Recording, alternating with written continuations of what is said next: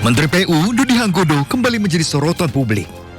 Kali ini Dodi dikritik karena diduga mempersulit cuti pegawai. Dodi pun buka suara dan beralasan terpaksa turun tangan urus cuti karyawan karena banyak praktek pemalsuan dokumen. Ini saya tarik rem supaya semua lari ke saya. Kalau semua lari ke saya kan saya bisa ngecek. Ternyata izinnya banyak yang bodong gitu. Izin potong itu gimana Izin maksudnya? bodong itu maksudnya surat sakit palsu, surat apa palsu. Dodi pun menyebut akan menindak tegas karyawannya yang kedapatan memalsukan dokumen izin dan cuti. Rencananya, kebijakan sentralisasi izin cuti bersifat sementara. Dari Jakarta, Adi Firmansyah, iNews melaporkan. Ya, akibat flexing dilakukan anggota keluarga di media sosial, seorang pejabat daerah di Gayo Luwus mundur dari jabatannya. Unggahan flexing tersebut membuat warganet geram dan viral di media sosial. Oleh karena itu, demi menjaga nama baik institusi, serta memberikan kesempatan agar proses evaluasi dan perbaikan dapat berjalan dengan baik, saya memilih mengundurkan diri dari jabatan yang saya emban saat ini.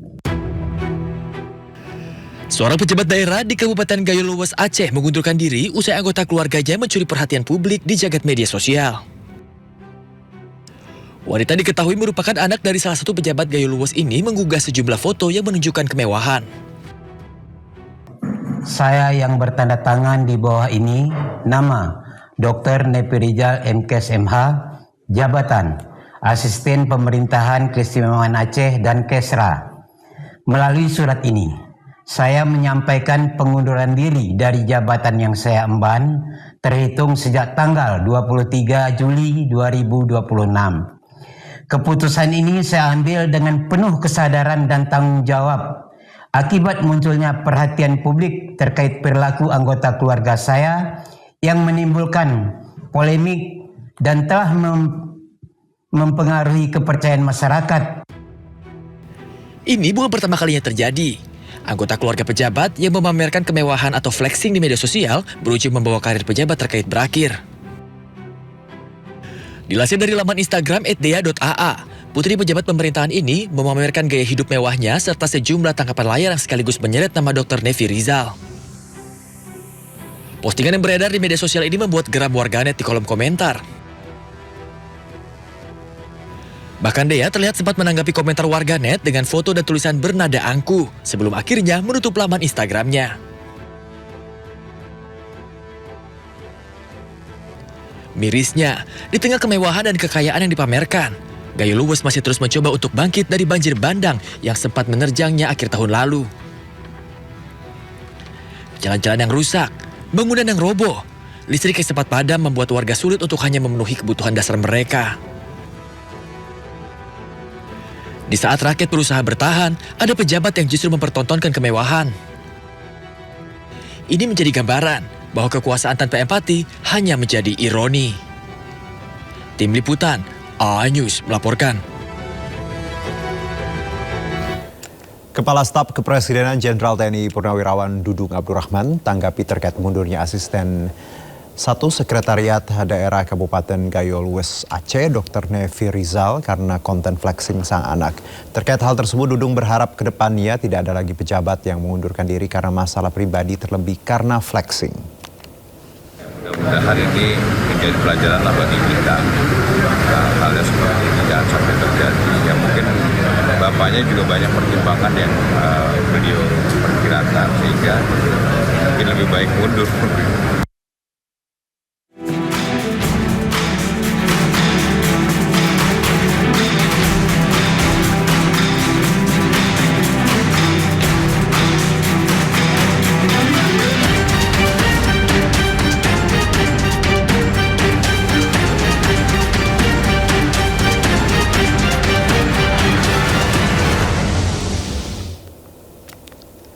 Kita ke informasi berikutnya, pemirsa. Kementerian Komunikasi dan Digital bakal mengkaji putusan MK soal aturan sisa kuota internet. Sebelumnya, Mahkamah Konstitusi mengabulkan permohonan uji materi terkait kuota internet batal hangus.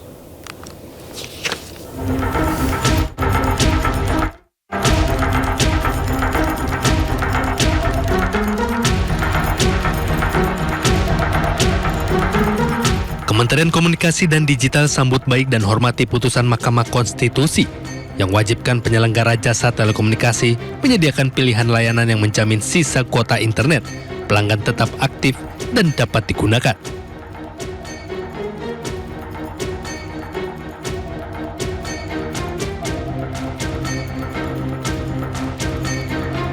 Terkait hal tersebut, Menteri Komunikasi dan Digital Mutia Hafid tegaskan pemerintah akan pelajari putusan MK sebagai dasar untuk menyesuaikan regulasi yang berlaku.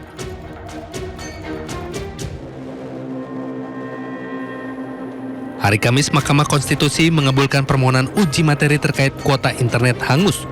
MK mewajibkan operator seluler menjamin sisa kuota milik pengguna bisa dipakai meski masa aktifnya habis. Amar putusan mengadili 1. Mengabulkan permohonan para pemohon untuk sebagian. 2.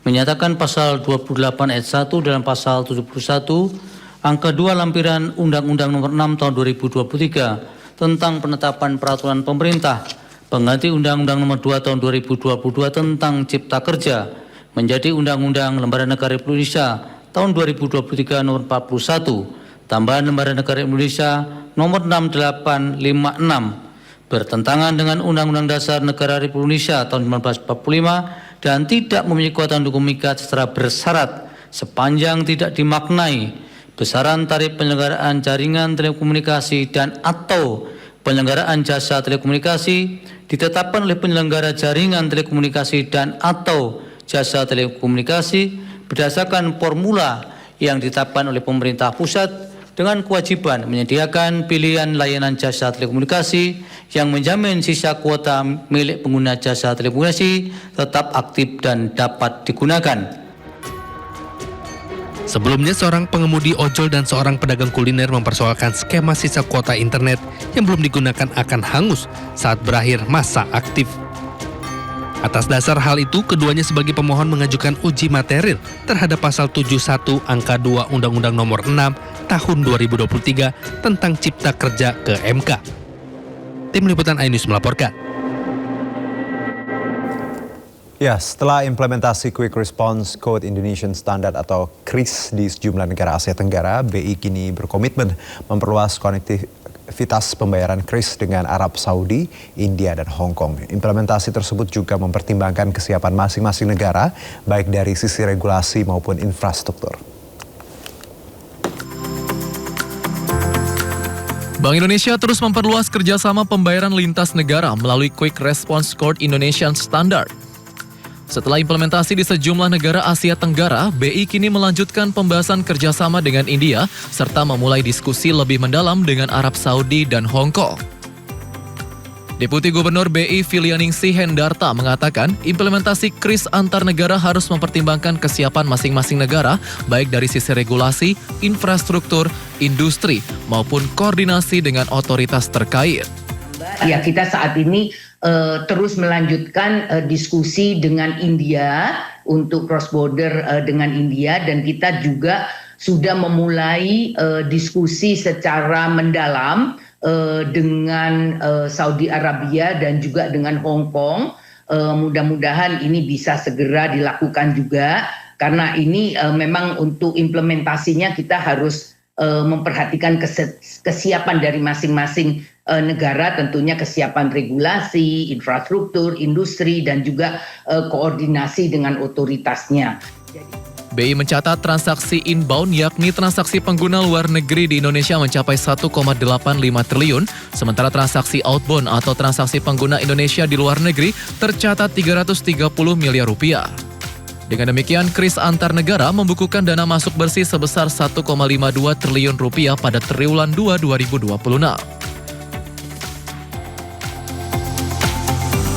Ya, informasi lainnya akan kami hadirkan usai jeda berikut. Tetap bersama kami di Sini Sore.